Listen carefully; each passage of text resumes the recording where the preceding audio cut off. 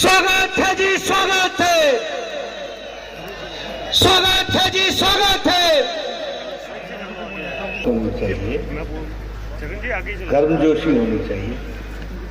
बोलिए भारत माता की, भारत माता की, भारत माता की। आज के इस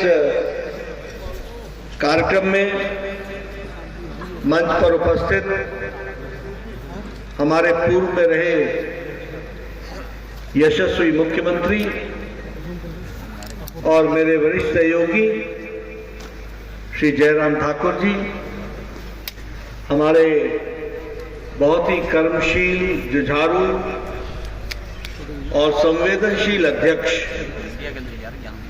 श्री डॉक्टर राजीव बिंदल जी, हमारे प्रभारी अविनाश राय खन्ना जी, हमारे प्रभारी संजय टंडन जी, आप सबके लोकप्रिय सांसद और संसद में मेरे साथी सुरेश कश्यप जी, हमारे वरिष्ठ सहयोगी पूर्व में मंत्री रहे श्री सुखराम चौधरी जी, जिला के अध्यक्ष रतनपाल जी, पूर्व सांसद वीरेंद्र कश्यप जी, त्रिलोक कपूर जी, राजीव सहजल जी, गोविंद राम जी, लखविंदर राणा जी, परमजीत पम्मी जी, रीना कश्यप जी, बलदेव तोमर जी, नारायण सिंह जी, रश्मिधर सूद जी, श्रीमती डेजी ठाकुर जी, मंच पर उपस्थित सभी सम्मानित पार्टी के वरिष्ठ पदाधिकारी और हमारे वरिष्ठ नेतागण और मां शूलिनी के इस जिले में, इस नगर में उपस्थित देवी और सज्जनों और मीडिया के मेरे साथी, प्रिंट मीडिया और इलेक्ट्रॉनिक मीडिया के मेरे साथी, मेरा ये सौभाग्य है कि मुझे आज मां शूलिनी के इस पवित्र स्थान पर आप सब लोगों के दर्शन करने का सौभाग्य प्राप्त हुआ है। मैं सबसे पहले तो मां शूलिनी को नमन करता हूं और उनसे आशीर्वाद प्राप्त करके अपनी बात को प्रारंभ करता हूं। मित्रों, अभी मुझे बताया गया कि यह अभिनंदन समारोह है और आप सब लोगों ने जिस तरीके से, जब से मैं हिमाचल में प्रवेश किया, वहां से लेकर इस सोलन के पुराने बस स्टैंड तक जिस गर्मजोशी के साथ आपने मेरा अभिनंदन किया है, स्वागत किया है, उसके लिए सबसे पहले तो मैं पूरे करबद्ध आप सबका धन्यवाद करता हूं। जो आप लोगों ने प्रेम दिखाया, उसके लिए विशेष करके आपका धन्यवाद करता हूं। लेकिन मित्रों, यह अभिनंदन मेरा नहीं है, यह अभिनंदन कोई राष्ट्रीय अध्यक्ष का नहीं है, यह अभिनंदन उस विचारधारा का है जिसके लिए चार पीढ़ियों ने अपने आप को खपा दिया और आज हम यशस्वी हमला करके निकले हैं, उसको हमको। और मैं उन 4 पीढ़ियों को नमन करता हूं जिन्होंने अपना सारा जीवन पहले दिया और बाद में कमल के लिए सर्वस्व आहूत किया। यह उस विचारधारा की विजय का अभिनंदन है, इसको हमको समझना चाहिए। मित्रों, हमें राजस्थान में जीत मिली, हमें मध्य प्रदेश में जीत मिली, हमें छत्तीसगढ़ में जीत मिली,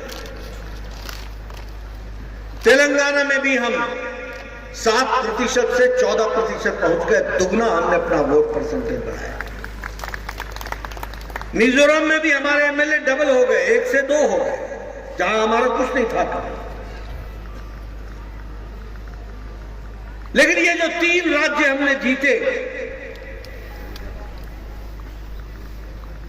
चुनाव से पहले मुझे कई बार जयराम जी का फोन आता था, यहां तो मीडिया वाले कुछ और बोल रहे हैं, मध्य प्रदेश तो गड़बड़ा रहा है और छत्तीसगढ़ तो गया।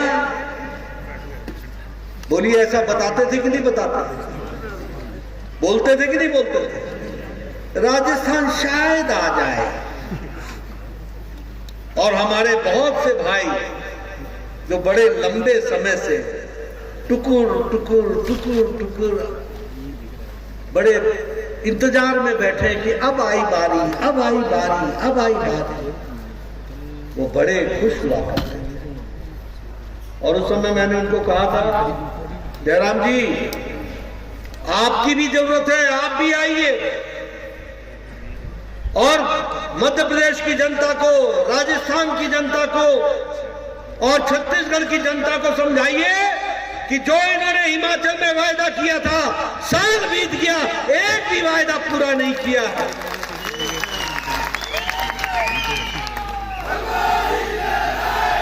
मैं धन्यवादी हूं इनका, इन्होंने मध्य प्रदेश की जनता को समझाया, राजस्थान की जनता के समझ में आया, भूपेश बघेल की हैकड़ी निकाल दीजिए, छत्तीसगढ़ की जनता को समझ में आया। और क्या समझ में आया कि काठ की हांडी बार बार नहीं चढ़ाई जाती, झूठ बोल करके राजनीति नहीं चलती, लोगों को धोखे में रख करके राजनीति नहीं चलती, भोले भाली जनता को धोखे में डाल करके राजनीति नहीं चलती है। लोगों के साथ जुड़ना पड़ता है, उनकी सेवा करनी पड़ती है, उनकी तस्वीर बदलनी पड़ती है, उनकी तकदीर बदलनी पड़ती है, तब जाकर के राजनीति। और यह काम बखूबी हमारे यशस्वी प्रधानमंत्री नरेंद्र मोदी जी ने धरती पर उतार करके दिया है, इसलिए हमको विजय है। ये जो विजय है, 2 ही बातें चली, मध्य प्रदेश के दिल में मोदी, मोदी के दिल में मध्य प्रदेश, 2 ही बातें चली। क्या चली? ये मोदी की गारंटी है, और ये अगर मोदी की गारंटी है तो इस बात की गारंटी है कि यह गारंटी पक्की है, इस बात को समझ में आया। गारंटी पूरी होने की गारंटी है, ये मोदी की गारंटी।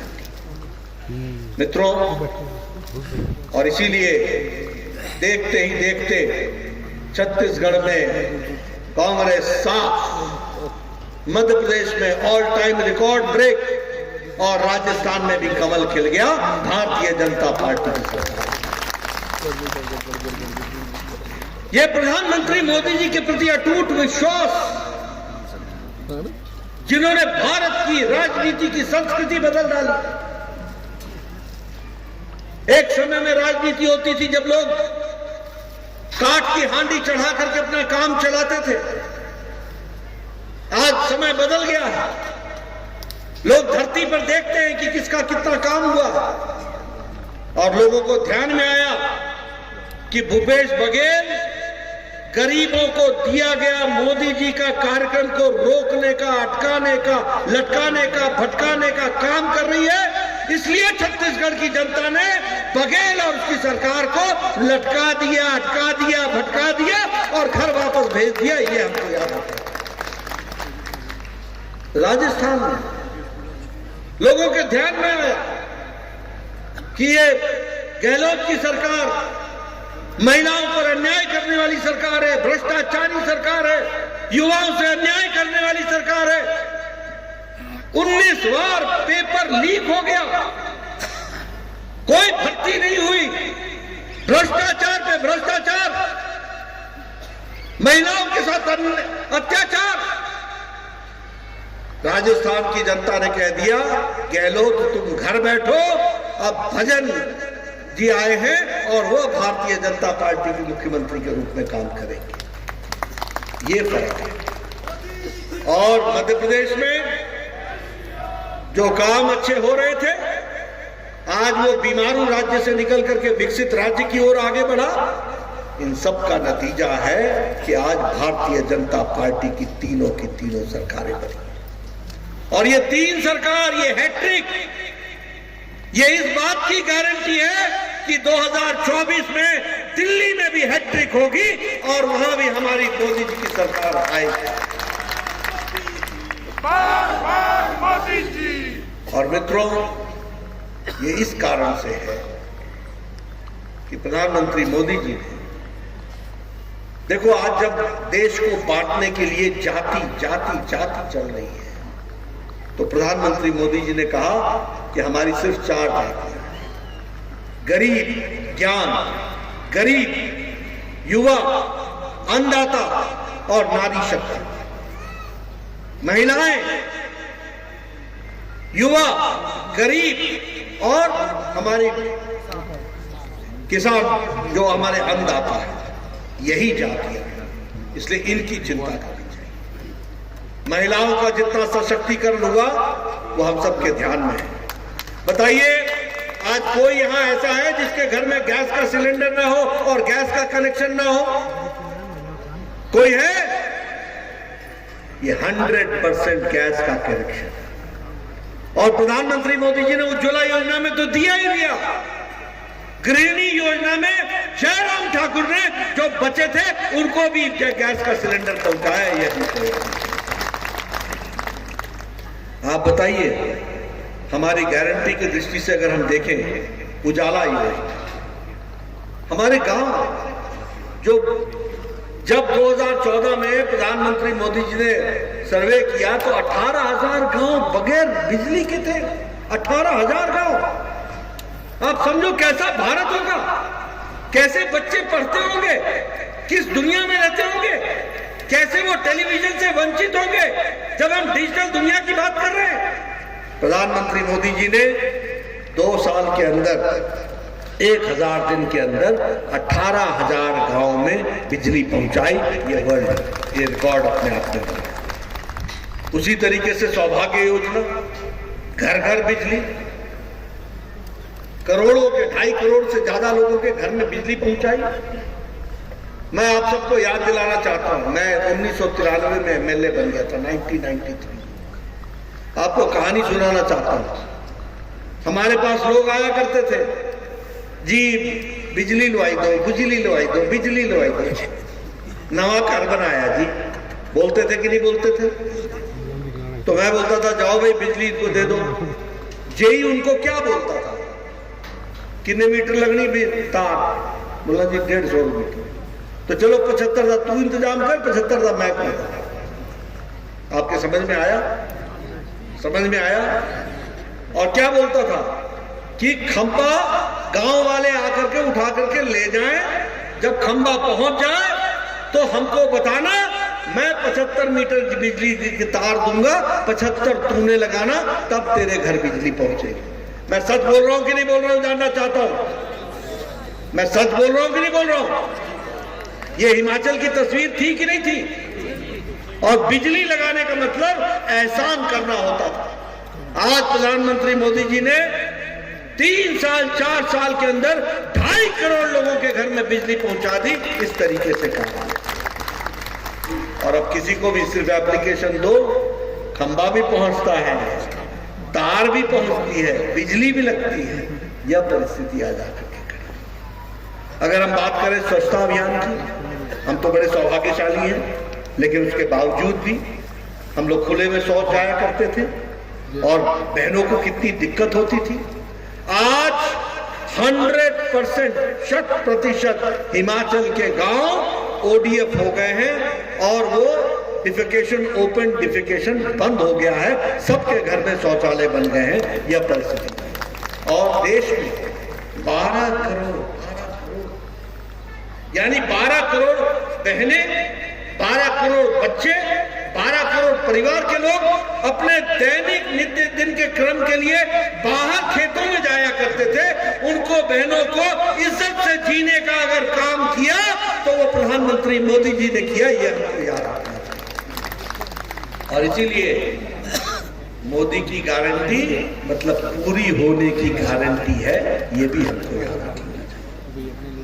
प्रधानमंत्री गरीब कल्याण अन्न योजना 80 करोड़ की जनता को 5 किलो गेहूं या 5 किलो चावल 1 किलो दाल पहुंचाया जाना।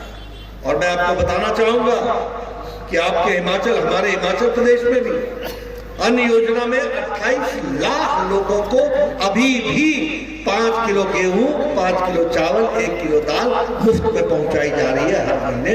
ये भी हमको याद रखना चाहिए। अगर मैं बात करूं उसी तरीके से आयुष्मान भारत, मैं बार बार बोलता हूं, आगे भी बताऊंगा। आप ही लोगों में से हमारे पास आया करते थे, इसके हार्ट का ऑपरेशन होना है, 1.5 लाख रुपए खर्च होगा, 2 लाख रुपए खर्च होगा, कृपया करके इस गरीब आदमी की मदद के लिए पैसा सैंक्शन कीजिए मुख्यमंत्री राहत कोष से। ऐसी चिट्ठियां लिखवाते थे कि नहीं लिखवाते थे? लिखवाते थे कि नहीं लिखवाते थे? आज आयुष्मान भारत में प्रधानमंत्री जी ने 50 करोड़ लोगों को, 10 करोड़ 74 लाख परिवारों को हर साल गंभीर बीमारी से लड़ने के लिए 5 लाख रुपए का हेल्थ कवर। और हिमाचल में जो लोग बच गए थे, आयुष्मान भारत में 4,07,000 लोग इसमें आए, और जो बच गए उसको जयराम ठाकुर जी ने हिम केयर के तहत उसको कवर करके दिया है। ये भी हमको याद रखना चाहिए ताकि कोई उससे बात उससे बाहर ना रहे, इस तरीके का। और आयुष्मान के नए कार्ड बनने शुरू हो गए, और उसमें एक और कार्ड भी है, वो आभा कार्ड। आयुष्मान भारत वो हेल्थ कार्ड, वो भी बनना शुरू, और वो भी लोगों को मिल रहा है। तो ये विकसित भारत की तरफ चलने की प्रक्रिया है, और प्रधानमंत्री मोदी जी की नेतृत्व में। और ये जो 3 प्रदेशों में जीत हुई है और सब जगह कमल खिल रहा है, ये मोदी जी के प्रति अटूट विश्वास और भारत की राजनीति की संस्कृति बदलने के कारण आज ये हमको मिल रहा है। इसको हमको समझना चाहिए। मित्रों, जब मैं सारी बातें आपसे करता हूं तो मैं ये भी आपसे कहना चाहूंगा कि जब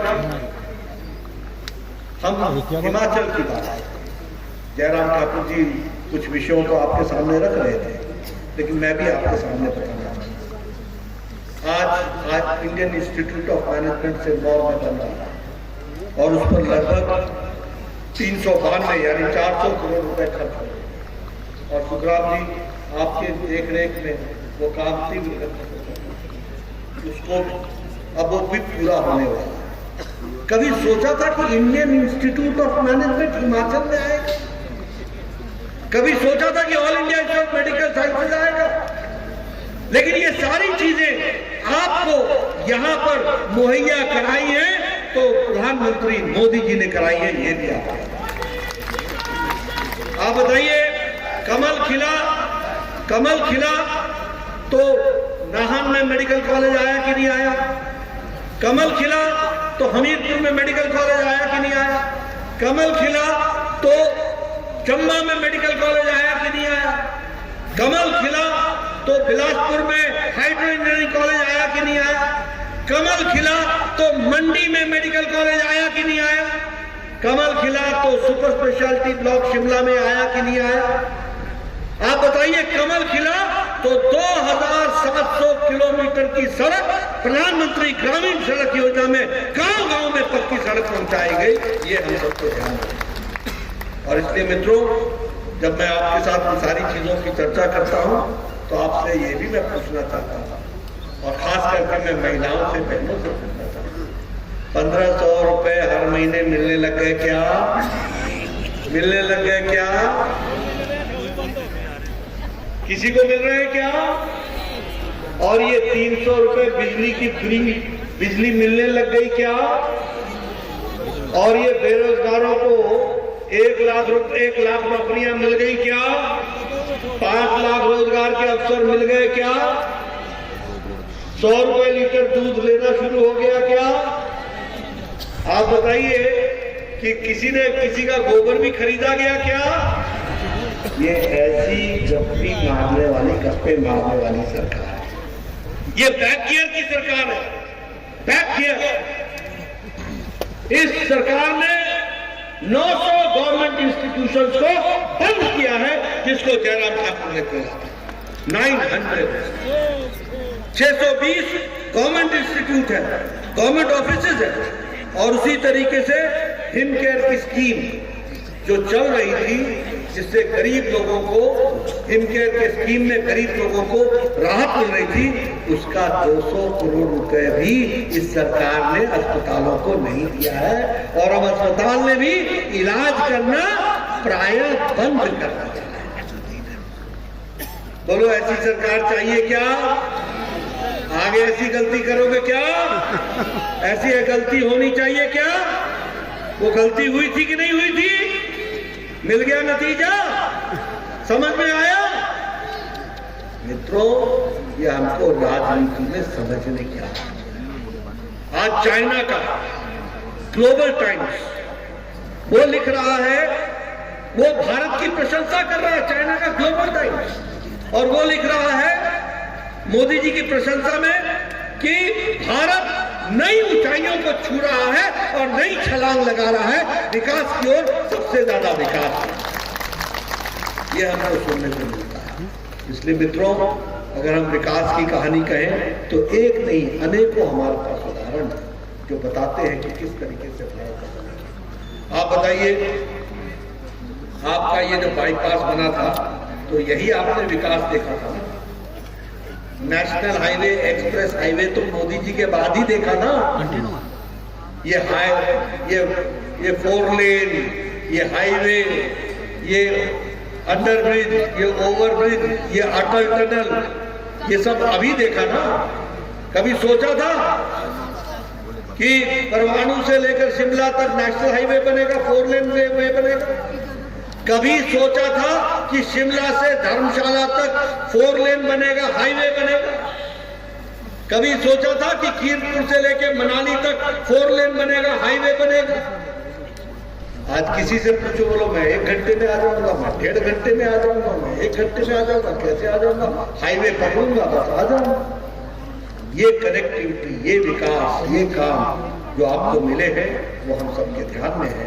और इसीलिए मैं आप सबसे ये कहना चाहता हूँ, आप मुझे अभिनंदन कर देंगे, धन्यवाद कर देंगे, उससे काम नहीं चलेगा। हमें अपनी जिम्मेवारी भी निभानी पड़ेगी, आपको अपनी जिम्मेवारी भी निभानी पड़ेगी। और मैं आपके घर का इसलिए आपको बोल देता हूँ, जब चुनाव आता है तो आप ये नहीं देखते हो कि सड़क किसने बनाई, आप ये नहीं देखते हो कि जो लोग 2-2 किलोमीटर 3-3 किलोमीटर पानी भरने जाया करते थे, आज उनके घर में नलके पहुंचाए गए हैं। आप उस समय भूल जाते हैं कि आपके स्कूल पे शिक्षक पहुंचाने का काम किसने किया। आप उस समय भूल जाते हैं कि आपके विकास के लिए किसने अपने आप को योगदान किया है। और कई बार मुझे सुनने को मिलता है, लोग बोलते ना जी ना, इसने क्याड़ी सीधी कर, क्याड़ी सीधी कर, इसकी गर्दन सीधी कर, ये मिलता नहीं, ये बात नहीं कर। मित्रों, मुद्दे तय करना चाहिए। कौन आपके विकास के लिए, किसके माध्यम से आपका भविष्य तैयार होगा। मैं आपके घर का हूं इसलिए बोल रहा हूं, मैं 3 बार यहां से एमएलए रहा हूं इसलिए बोल रहा हूं। मुझे मालूम है हमें भी आगे बढ़ना पड़ेगा, हमें भी अपनी जिम्मेवारी निभानी पड़ेगी, बदलते तस्वीर में अपने आप को योगदान करना पड़ेगा। और इसलिए तय करो कि हमको किस तरीके से विकास करना है। बोलिए, हिमाचल का विकास मोदी जी के नेतृत्व में हुआ कि नहीं हुआ? आज आप बताइए, जब ये अपना ये जिसको ये जो अत्रासिटी आई, उसमें हम लोगों ने पैसे पहुंचाए कि नहीं पहुंचाए? आपको समय पर पहुंचाए कि नहीं पहुंचाए? और वह भी जितना आपने कहा वो बार-बार आकर के पहुंचाया कि नहीं पहुंचाया? कोई कांग्रेस का दिल्ली से नेता आया था आपकी खबर लेने? मैं ये नहीं पूछूंगा कि आए थे या आई थी, कोई आया? कोई आया था या थी? कोई आया? कोई मिला? किसी ने आपके आंखों के आंसू पोंछे? उस समय हम लोगों को प्रधानमंत्री मोदी जी ने कहा तुरंत जाओ, और मैं जयराम ठाकुर जी के साथ मंडी गया, सिरमौर गया, मनाली गया, हर जगह गया, शिमला गया, जहां जहां त्रासदी हुई थी वहां गया। और 1,000 करोड़ से ज्यादा हम लोगों ने इसमें अपने राहत कोष पहुंचाया। हर बार जब भी आया प्रधानमंत्री मोदी जी ने 300 करोड़ रुपए, 300 करोड़ रुपए, 300 करोड़ रुपए, और सड़कों की मरम्मत के लिए 400 करोड़ रुपए, 400 करोड़ रुपए। और यहाँ ऐसी सरकार बैठी है, कुछ नहीं मिला जी, कुछ नहीं मिला, सब डकार दो और फिर बोलो कुछ नहीं मिला। ऐसी सरकार, इस तरीके से चलने वाली सरकार। और इसीलिए मैं आप लोगों को ये निवेदन करना चाहता हूँ। अभी मुझे पता लगा भारत जोड़ो न्याय यात्रा चल, भारत को तोड़ने में तुमने कोई कसर छोड़ी नहीं, अब भारत को जोड़ने की यात्रा में तुम चले। आप बताओ, धारा 370 भारत को कमजोर करता था कि नहीं करता था? करता था कि नहीं करता था? मोदी जी ने धारा 370 हटा दी कि नहीं हटा दी? और कांग्रेस ने उसका विरोध किया कि नहीं किया? किया कि नहीं किया? ये जोड़ने चले, ये जोड़ने चले। जवाहरलाल नेहरू विश्वविद्यालय में मैं बार बार बोल रहा हूं, कोई कांग्रेस के नेता में, राहुल गांधी से लेकर सोनिया गांधी से लेकर आज दिन तक किसी नेता ने इसका जवाब नहीं दिया। जब जवाहरलाल नेहरू के परिसर में नारे लग रहे थे, भारत होंगे टुकड़े टुकड़े इंशाअल्लाह इंशाअल्लाह, नारे लग रहे थे, अफजल हम शर्मिंदा हैं, तेरे कातिल जिंदा हैं। और ये अफजल कौन था? अफजल वो था जिसने पार्लियामेंट के अटैक में, वो मास्टरमाइंड था, उसको फांसी की सजा हुई थी। ये नारे लग रहे थे कि अफजल हम शर्मिंदा है, तेरे कातिल जिंदा है। इसका मतलब कातिल कौन हुआ? सुप्रीम कोर्ट का जज जिसने सजा सुनाई। कातिल कौन हुआ? प्रणब मुखर्जी, जो देश के राष्ट्रपति थे, जिन्होंने उसको माफ नहीं किया। और दूसरे दिन इन नारे लगाने वाले लोगों के साथ राहुल गांधी खड़े हो जाते हैं, बोलते हैं मैं तुम्हारे साथ हूं। बोलो ये जोड़ो यात्रा है या तोड़ो यात्रा है? बोलो जोड़ो यात्रा है या तोड़ो यात्रा है? आज दिन तक माफी नहीं मांगी राहुल गांधी ने, आज दिन तक। और मेरा यह कहना है कि जब तक तुम माफी नहीं मांगते हो, तुम कभी भारत को जोड़ नहीं सकते, तुम हमेशा तोड़ने के लिए लगे रहे। ये याद आप बताइए, ये जोड़ो यात्रा पर निकले हैं। सन 84 के दंगे, हमारे सिख भाई जो कत्लेआम कर दिए गए, सारे देश में त्राहिमाम मच गया, हमारे सिख भाइयों के साथ अन्याय हुआ। आज दिन तक कांग्रेस पार्टी के एक नेता ने भी माफी नहीं मांगी, आज दिन तक। और उस समय के बनने वाले प्रधानमंत्री स्वर्गीय राजीव गांधी कहते हैं, जब बड़ा पेड़ गिरता है तो धरती हिलती है। ये भारत छोड़ो यात्रा पर निकले, ये तोड़ो यात्रा पर निकले, ये न्याय करने निकले हैं या अन्याय करने निकले हैं? किसके साथ आप न्याय करने निकले हो?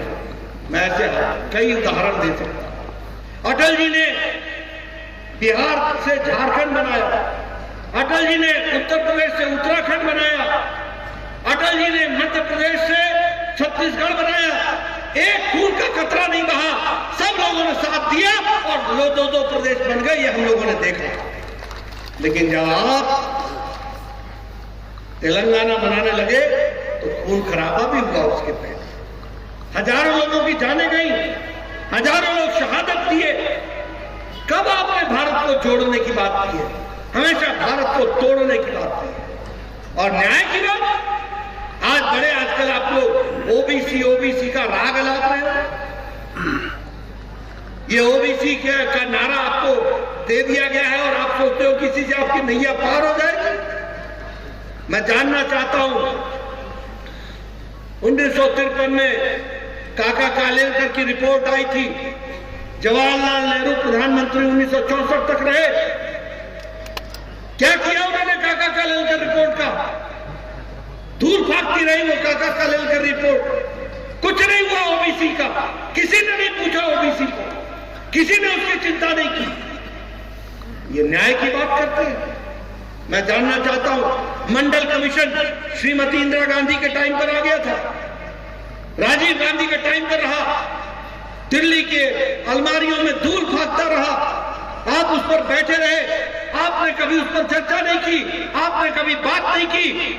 और राजीव गांधी ने तो संसद में स्टेटमेंट दिया, न जात पे न पात पे, न जाति चलेगी न कोई पात चलेगा, ये आपने स्टेटमेंट दिया, पार्लियामेंट के अंदर दिया। और आज आपके बेटे ओबीसी ओबीसी का नारा लगाते हैं। और ओबीसी को संवैधानिक दर्जा दिया तो किसी और ने नहीं दिया, नरेंद्र मोदी जी ने दिया। ये हमको याद है।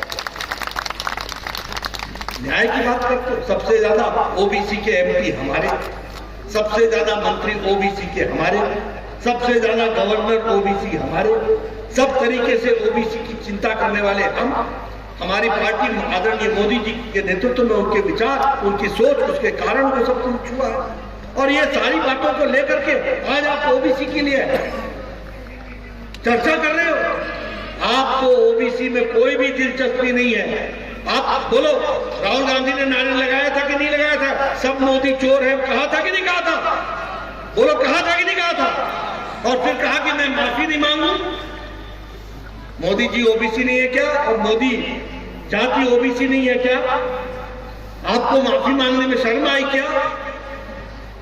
आप न्याय की बात कर रहे हो, आप जोड़ने की बात कर रहे हो।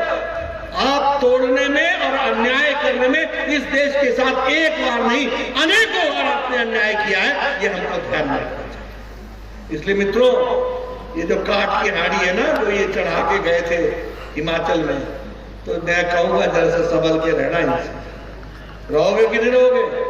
ये फिर आएंगे, बड़ी बड़ी बातें करेंगे, आपका वोट लेने की कोशिश करेंगे और फिर अपना रास्ता नापेंगे। ये आपको ध्यान में रखना। मित्रों, विकसित भारत की दृष्टि से गांव-गांव में 2.5 लाख पंचायतों में हम पहुंच रहे हैं। और प्रधानमंत्री मोदी जी ने कहा है, कोई भी पात्र उज्ज्वला योजना का छूट न जाए, कोई भी पात्र स्वच्छता अभियान का न छूट जाए, कोई भी अपना स्वास्थ्य शिविर में स्वास्थ्य की जांच कराने से छूट न जाए, कोई भी स्वनिधि से न छूट जाए, कोई भी व्यक्ति अपने स्वामित्व योजना से न छूट जाए, कोई भी भारत की स्कीमों की योजनाओं से न छूट जाए। मैं आपसे अपील करूंगा, जहां जहां विकसित भारत की यात्रा है, पूरी ताकत के साथ आप उसमें जुड़िए और उसको सफल बनाइए। और जो गरीब भाई हमारे इससे वंचित रह गए हैं, उनको उसका लाभ पहुंचाने के लिए आप आगे बढ़िए। ये आपसे मैं निवेदन करना चाहता हूं। मैं यहां आपसे एक ये भी निवेदन करना चाहता हूं, 2024 में बताओ, चौका लगेगा कि नहीं लगेगा? बोलो, जोर से बोलो भैया, लगेगा कि नहीं लगेगा? अच्छे से लगेगा कि नहीं लगेगा? एडवांस बुकिंग हो रही है कि नहीं हो रही है? मित्रों, घर घर जाके बता दो, अगर चाहते हो कि भारत आगे बढ़े तो मोदी जी के हाथ में देश सुरक्षित है, आगे बढ़ना। अगर चाहते हो कि भारत विकसित भारत बने तो यह आवश्यक है कि प्रधानमंत्री मोदी जी इस देश को लंबे समय तक आगे बढ़ाएं। और इसलिए हमारी जिम्मेवारी बन जाती है कि हम उनको पूरी ताकत दें, पूरा आशीर्वाद दें, पूरी सफलता दें। और इसके साथ साथ मैं इस कार्यक्रम के लिए अपने राजीव बिंदल जी को और उनकी टीम को और उनके सहयोगियों को, अपने संगठन मंत्री संदाता जी, सबको मैं धन्यवाद देता हूं जिन्होंने ये शानदार कार्यक्रम किया। और आप सब लोग जिस गर्म जोशी के साथ लगे रहे, नारे लगाने लगे रहे, मैं आपसे कहूंगा कि मैं कहता हूं, आप आगे बढ़ो और अपना भविष्य आगे बढ़ाओ। इसके लिए आप काम में जुटिए, देश को आगे बढ़ाइए। और देश अगर आगे बढ़ेगा तो हम सब लोग आगे बढ़ेंगे। और देश आगे बढ़ने का रास्ता है कि मोदी की गारंटी पूरे होने की गारंटी है। इसको हमको समझ करके चलना है। आपने मेरी बात सुनी, आपका बहुत बहुत धन्यवाद। जय भारत, जय हिंद।